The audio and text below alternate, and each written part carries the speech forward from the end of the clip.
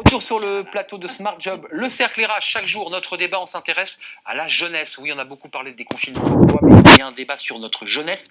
Elle est au pied du mur de l'emploi. Il y a ceux qui ont leur diplôme, ceux qui vont les passer, ceux qui cherchent un emploi et ceux qui ont décroché. On en parle parce que le gouvernement a fait quelques annonces très concrètes, notamment en matière d'apprentissage, et on va le décrypter et l'analyser dans un instant. Alain Griset est avec moi, vous êtes président de l'U2P. C'est plus de 2 millions d'adhérents d'artisans professions libérales au sein de votre organisation.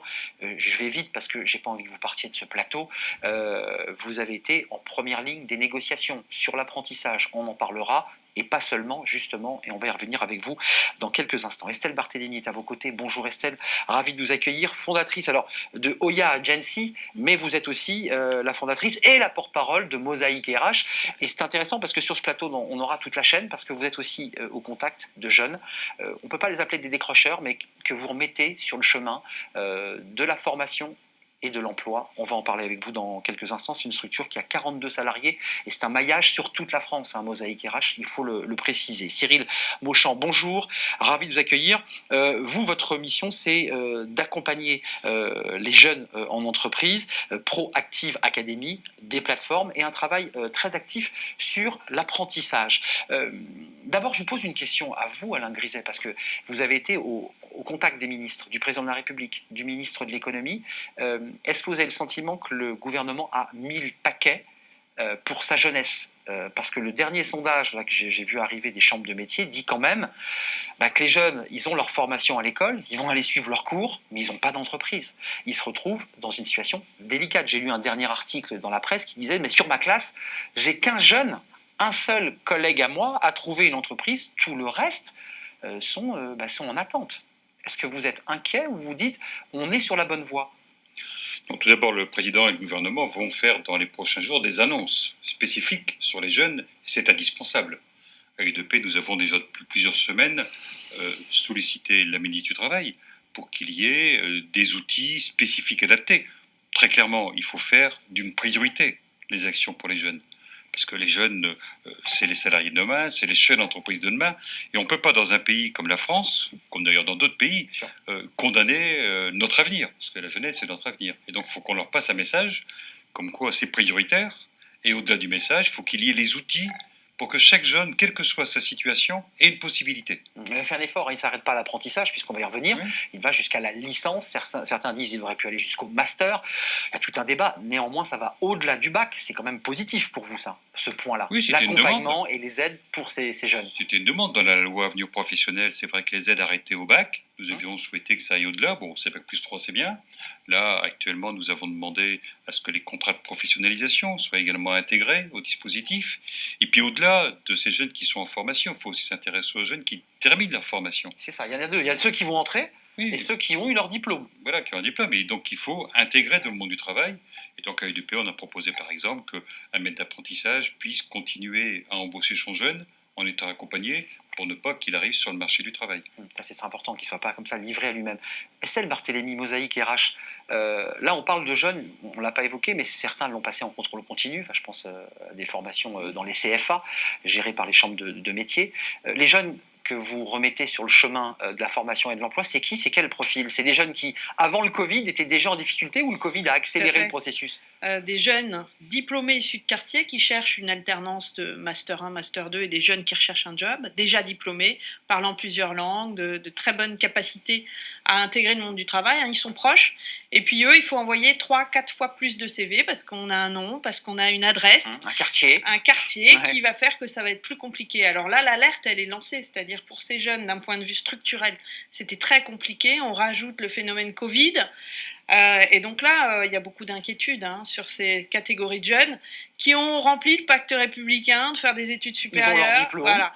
Et super les annonces sur l'alternance. Mosaïque accompagne 17 entreprises, fait de la détection et de la présélection de candidats. Vous préparez les candidats pour l'entreprise. Exactement. Et aussi, on prépare l'entreprise à recruter un peu différemment parce que parfois, elle ne sait tout juste pas faire. Elle ne sait pas aller dans ses quartiers, détecter ses jeunes talents. Et on fait le matching Et donc, on a déjà 50 cette année les entreprises ont continué de s'engager et n'ont pas diminué, en fait, pour ces entreprises qu'on accompagne. Il y a Radio France, il y a des gens comme Total qui s'étaient engagés et qui recrutent. Estelle, vous rajoutez un élément à notre débat, c'est-à-dire que c'est l'élément de la discrimination pour un certain nombre de jeunes diplômés qui se retrouvent finalement mis à l'écart, liés à leur quartier, leur couleur de peau, leur nom. C'est un vrai sujet, parce qu'il y avait eu le débat sur les CV anonymes, on aura peut-être le temps d'en parler. Cyril Mauchamp, Proactive, qu'est-ce que vous faites vous concrètement? J'ai vu que vous étiez très connecté sur les questions d'apprentissage. Pourquoi c'est si important pour vous? Parce qu'aujourd'hui, en fait, l'apprentissage, c'est une vraie voie d'insertion professionnelle. Et nous, on va plutôt travailler aussi sur tout ce qu'on appelle l'extra-financier. C'est-à-dire qu'il y a des mesures financières qui ont été annoncées, mais l'extra-financier est un petit peu est important, notamment à travers le coaching des jeunes. On va plutôt nous travailler sur des jeunes qui sont peu diplômés ou avec du niveau bac. Quand vous dites coaching, c'est un mot comme ça un peu flambant. C'est globalement dire à un jeune, sans être caricatural, tu retires ta casquette, tu te sapes un peu, tu t'habilles un peu, tu fais attention à ton langage, c'est ça le coaching d'un jeune? Alors, tu tiens quoi? Il y a deux choses. Il y a effectivement... Je caricature, dit Estelle. Il y a cette partie, il y a le savoir-être, ce qu'on appelle les soft skills, mais il y a aussi les compétences techniques de base pour s'orienter vers un métier, parce que quand on veut être coiffeur, il y a déjà, même avant de rentrer en apprentissage, certaines techniques à commencer à maîtriser. Donc on accompagne ces publics-là pendant 3 mois, donc c'est ce qu'on appelle de pré-apprentissage, en amont des contrats d'apprentissage, pour être rapidement opérationnel et pouvoir rassurer l'entreprise, notamment sur ce qu'on appelle l'extra-financier, c'est-à-dire la posture du jeune et son employabilité. Qui est très important, parce que c'est le premier contact entre un chef d'entreprise et ce jeune qui va... Ça match ou ça matche pas. Alain Griset, avant de parler de choses financières, parce qu'il y a des aides très concrètes qui vont être apportées aux chefs d'entreprise, on va en parler, mais comment vous les regardez, ceux qui contribuent à votre écosystème? Estelle Barthélémy et Cyril Mauchamp, ils sont dans votre espace, ils disent nous on y croit, l'apprentissage, c'est intéressant quand même, ça bouge. Oui, mais il est évident qu'il y a eu des évolutions des mentalités, mais ce que dit Estelle était important sur ces jeunes à qui on a dit fais des longues études, en gros on te garantit un emploi. On leur a quelquefois un peu menti. C'est pas le fait de... Naturellement, il faut faire des études, il faut avoir une base.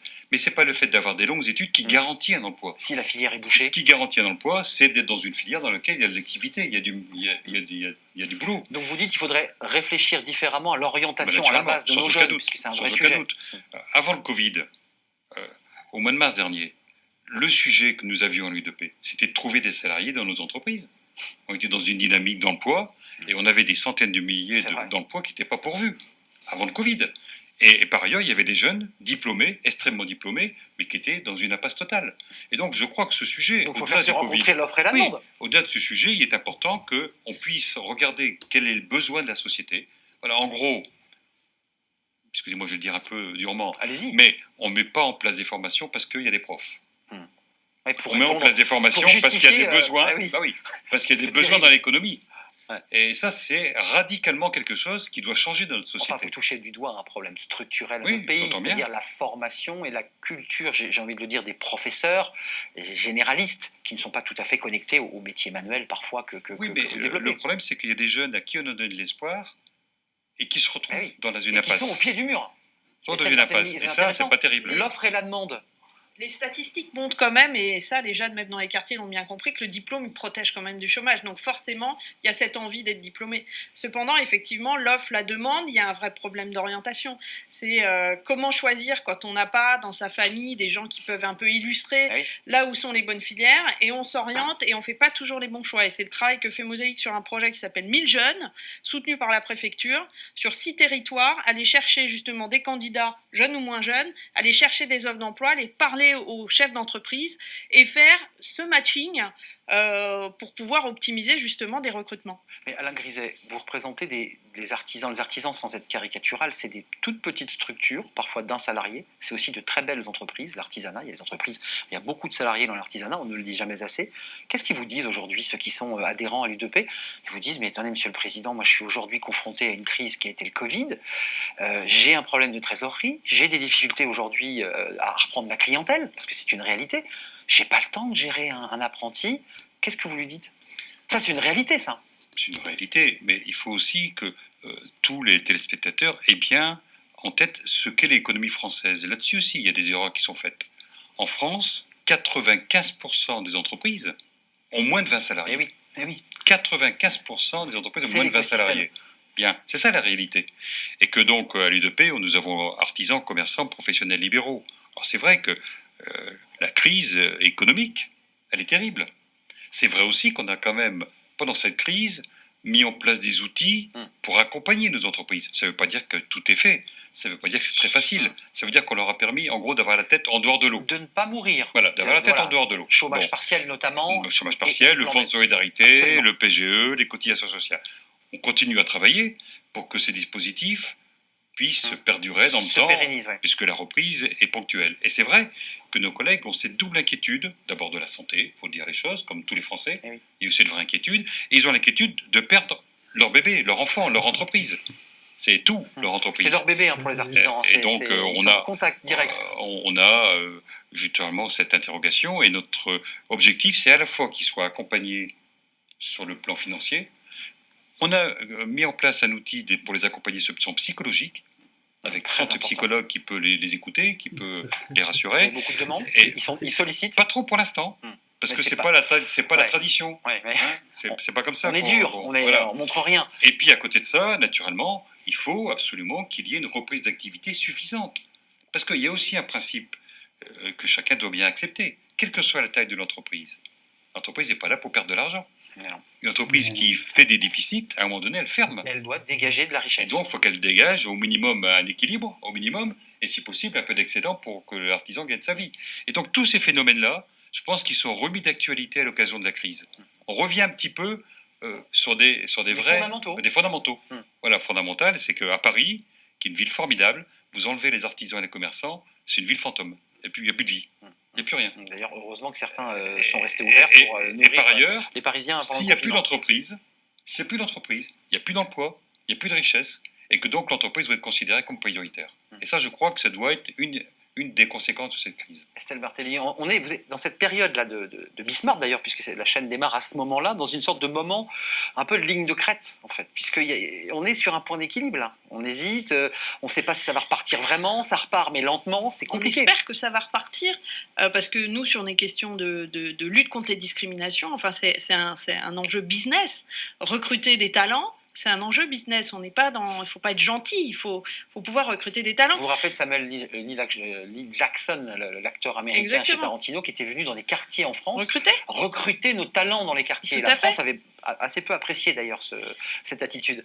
Et on nous parle de l'économie de demain, mais il y a déjà une économie d'aujourd'hui. Il y a des entreprises classiques, et puis il y a l'insertion par l'activité économique. Le groupe Vitamine T, c'est 5000 collaborateurs, et parmi ces 5000 collaborateurs, il y en a 2000 de moins de 25 ans qui font un travail incroyable sur ces jeunes qui ont, à un moment donné, n'ont pas été bien orientés, ont décroché, sont sortis des radars, et qui fait ce travail pour qu'ensuite, les reconstruire, et que les entreprises un peu plus classiques, qui sont un peu plus dans le feu, aient besoin de les recruter, puissent les recruter. Donc l'économie de demain, il y a déjà des gens qui sont sur l'économie d'aujourd'hui, les artisans, les entreprises qui font de l'insertion par On l'activité parle toujours de économique. l'économie de demain, mais il y a aussi des plombiers, activités il y a d'aujourd'hui. aussi, des mécaniciens, il y a aussi Qui des font le job. garagistes. On a vu qu'ils étaient indispensables. Ça, les c'est l'économie associations, d'aujourd'hui. hein. Ouais. Et ils font le job. Oui, ils font le job. Les garagistes, c'était utile. Quand c'était fermé, on était bien embêtés. Vous, le contact que vous avez avec les jeunes, vous l'avez aussi avec des chefs d'entreprise, avec des artisans. Qu'est-ce qu'ils vous disent, vous Ils hésitent, ils sont où ils sont. En fait, ce qu'ils nous disent, c'est que il y a évidemment l'insertion d'apprentissage, mais il y a surtout le maintien en contrat d'apprentissage. Il faut savoir qu'au niveau des ruptures de contrat, qui est un vrai fléau, hein, notamment pour les chefs d'entreprise, c'est 25% des contrats qui sont C'est-à-dire des rompus. jeunes qui rompent le contrat. D'apprentissage, c'est 25%, on va dire en moyenne, quel que soit le niveau de diplôme et le métier Venant visé. du chef d'entreprise ou du jeune. Ou du jeune. D'accord. Par contre, quand on interroge le chef d'entreprise, il y a un chef d'entreprise sur deux qui déclare ne plus vouloir prendre d'apprenti. Donc c'est un vrai fléau en termes de fidélisation par rapport à ce mode de formation. Pour être précis, c'est important, allons au fond. Pourquoi il considère qu'il ne veut plus prendre d'apprenti? Quel est son argument? Parce qu'il a été totalement déçu. Déçu. Et, Notamment sur la posture bon. du jeune, des fois. Oui, on revient quand même à la manière dont on aborde l'emploi et la manière dont on y rentre. Mais sur ces 25% de rupture, on est d'accord sur les chiffres à peu près, même s'il y a des variantes suivant les filières, Oui. Plus de la moitié sont dues, ces ruptures, à une mauvaise orientation. J'allais y venir. Parce qu'on oublie, on ne dit pas aux jeunes là où il va aller, il se rend compte de ce qu'est le métier, et puis naturellement, il arrête. Et c'est pas du tout condamnable, bien au contraire. Mais c'est parce qu'il n'a pas été bien informé. sur le métier, sur l'entreprise. Donc Alain Griset, excusez-moi, pour aller au fond des choses, c'est notre modèle scolaire et d'orientation qu'il faut revoir. C'est un sujet qui va au-delà même de l'emploi des jeunes. 1000 fois oui. Il faut le repenser. Oui, totalement. Estelle, vous êtes d'accord avec ça? Je suis d'accord. Les jeunes que vous croisez vous disent, mais moi on m'a orienté en mécanique générale, ou je ne sais où, mais moi ça m'intéresse pas. Voilà, des jeunes sur Mosaïque orientés en marketing. Ouais, Et en du coup, tertiaire. Mosaïque a développé un outil qui s'appelle diversifiervostalents.com avec un algorithme qui va chercher d'autres choses que Vous utilisez un algorithme? aussi en Vous complément. me faites peur. En complément du face-à-face Qui vient aider, direct, il y a cet algorithme qui va envoyer des offres à un candidat pour lui dire bah, tu as fait de la compta, mais visiblement, tu peux être business developer. Et donc, casser un peu cette façon qu'on a en France de se dire on rentre dans une filière, on n'en sort jamais. Et donc, ça aide aussi à ouvrir un peu les opportunités et faire un peu comme aux States. Vous avez fait de l'histoire, vous pouvez travailler à la City, vous avez fait du contrôle de gestion. Tout est possible, vous c'est ce qu'on dit. devenez entrepreneur. Oui, donc, c'est vrai. donc oui, cette question de l'orientation, elle est fondamentale. Il y a pas de métiers qui recrutent, c'est-à-dire que sur les métiers en tension, aujourd'hui... On n'a pas, on cherche. On est sur des dispositifs, aujourd'hui, on a ouvert une section de pré-apprentissage qui s'appelle le bas apprentissage avec des télévendeurs, des commerçants en magasin, des agents de production dans l'agroalimentaire, paysagistes aussi. Là c'est vite, il y a des offres. Il y a 300 places aujourd'hui pour septembre, c'est ça en fait de pré-apprentissage pour se mettre à niveau et ensuite déboucher sur un contrat d'apprentissage. Et ça, ce sont des secteurs où le jeune, qui deviendra un jour moins jeune, trouvera un débouché. Et ça, c'est intéressant. Un débouché, et il peut même devenir chef d'entreprise, créer sa boîte. Un apprenti sur deux devient dans l'artisanat chef d'entreprise, évidemment. Avant de nous quitter, parce que je sais que vous êtes pressé, que vous avez des occupations, et notamment ces fameuses négociations, parce que la ministre du Travail devrait vous en dire plus. On ne l'a pas dit, 5 000 € d'aide pour l'entreprise, quand même, pour un jeune de moins de 18 ans. C'est ça, 8 000 € lorsqu'il a plus de 18 ans. Une question politique, je vous la pose à vous parce que vous avez un impact quand vous parlez à un président ou à un ministre. On offre une prime ou on touche aux cotisations? On dit aux chefs d'entreprise, zéro charge, ce qui existe déjà pour un certain nombre de zéro charge, on vous exonère de tout. Non, mais là, il y a un débat pour sur cette question. l'apprentissage, on est allé au-delà. Puisque là, c'est même les 5 000 et les 8 000, c'est pour compenser les rémunérations. Donc pour le chef d'entreprise, globalement... C'est une opération intéressante. Oui, globalement... C'est zéro, quasiment. Le coût est zéro. Sauf le temps qu'il va passer avec... en argent. Ouais. Mais il y a un investissement des chefs d'entreprise qu'il ne faut pas oublier. Ce que je disais, l'extra-financier, d'où un accompagnement sur la posture. Mais c'était un signe à donner. Parce que la situation et les entreprises sont fragiles. Il était important de dire, allez, on va faire un effort parce que les jeunes sont importants. Et donc il faut absolument qu'on puisse avoir un nombre de jeunes maximum qui soient intégrés. Si vous pouviez dire au ministre que pour des jeunes qui habitent en quartier prioritaire, si on peut monter jusqu'au niveau master, parce que pour eux c'est souvent la seule façon de financer leurs études, leur parcours d'études supérieures, je vous en serais très reconnaissant. Parce que pour eux c'est important d'avoir cette alternance qui leur permet de financer les parcours. Parce que c'est vital, vous êtes d'accord? Et d'avoir une première expérience professionnelle. Alors, vous êtes un peu gourmand parce qu'au départ c'était bac, c'est passé à la licence et vous voulez le master. C'est vrai que pour des filières, des jeunes filles, jeunes garçons... On a un problème structurel en France, on n'arrive pas à intégrer nos jeunes, quels qu'ils soient diplômés ou pas. Donc il faut arriver à ce qu'ils aient cette première expérience entreprise, parce que sinon on leur dit, quand ils postulent, vous n'avez pas d'expérience. Oui, je suis jeune. J'ai oublié cette question, je voulais vous la poser parce que je vous tiens, comme on dit dans le langage courant. Tous les jeunes qui ont fait des CFA ou des diplômes de professionnalisation, ils l'ont passé en contrôle continu avec cette histoire de confinement, puisque c'est ça, ils l'ont eu en contrôle continu, parce qu'il y a quand même des filières techniques et professionnelles où on a quand même besoin de faire une soudure, de montrer. Là, c'est compliqué. Le diplôme a la même valeur? Très clairement. Je pense que oui, puisqu'il y a quand même une base sur ce qui a été fait en termes pratiques dans les 2 premiers trimestres, avant. Et donc, il y a le moyen de vérifier effectivement que le jeune a bien... on a fait dans l'artisanat une exception pour les brevets de maîtrise, qu'on passera au mois d'octobre-novembre. C'est important. Avec une partie professionnelle, technique, parce qu'il faut qui sera vérifiée. Mais là, on est sur le brevet de maîtrise, qui est un titre... d'excellence et qui justifie qu'on puisse vérifier la compétence technique. Ce sera le mot de la fin, Cyril Mauchamp, Estelle Barthélémy. L'avenir pour vous, c'est quoi là? Comment vous regardez ce qui va se dessiner dans les mois qui viennent? On nous annonce un mois de septembre cataclysmique et vous allez être sur le terrain pour pousser des jeunes et motiver des chefs d'entreprise. L'avenir est sombre ou vous dites qu'il y a de l'espoir, il y a encore de l'espace pour notre jeunesse? il faut qu'il y ait de l'espace pour notre jeunesse, c'est l'avenir de notre pays. Donc, il va falloir être un peu patient. Septembre, c'est peut-être pas le bon timing, mais on sait que c'est la les rentrée des jeunes, classes quand même. les jeunes vont avoir 6 mois pour Ils ont trouver 6 mois un de plus. contrat. Voilà. Ouais, ça Puis donne un souffle. il y a quand même des entreprises qui s'engagent. Monsieur témoigne. 2 grandes entreprises, là, on vient de signer avec Vinci un partenariat, 400 recrutements sur 5 territoires. Donc, voilà, c'est aussi l'avenir. Et donc, c'est peut-être une formidable opportunité de faire différemment. Si vous disiez vrai, on l'espère en tout cas. Et ils ont plus de temps, ces jeunes, il faut le rappeler, pour trouver leur employeur, parce que c'était septembre, et ça va jusqu'en mars, me semble-t-il. 6 mois. 6 mois, mars 2021, donc ils ont plus de temps. Un dernier mot. Il y a plus de dispositifs. Là, il y a une dizaine de ce qu'on appelle les apprentissages dating qui sont pour les jeunes qui sont issus des quartiers prioritaires de la ville. Donc, il y a pas mal de dispositifs. Il y a de la demande. On reçoit beaucoup de candidatures. Et puis, il y a ces métiers en tension. Donc, il n'y a plus qu'à faire le lien entre les deux. Et Alain Griset, avant de nous quitter, vous attendez les réponses de Muriel Pénicaud définitives, parce qu'il y a quand même quelques ajustements. Oui, il va y avoir des précisions, mais des annonces très claires sur un plan global qui va aller au-delà de l'apprentissage, sur l'emploi des jeunes d'une façon globale. D'une manière plus large sur l'emploi des jeunes. Merci Alain Griset, vous êtes le président de l'UDP, artisan et profession libérale. C'est plus de 2 millions d'adhérents à cette organisation. Merci d'être venu. Merci Estelle Barthélémy.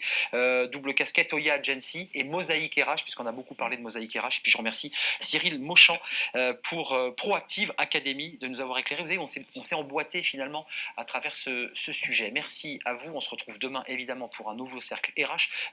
Tout de suite, c'est Focus sur l'emploi.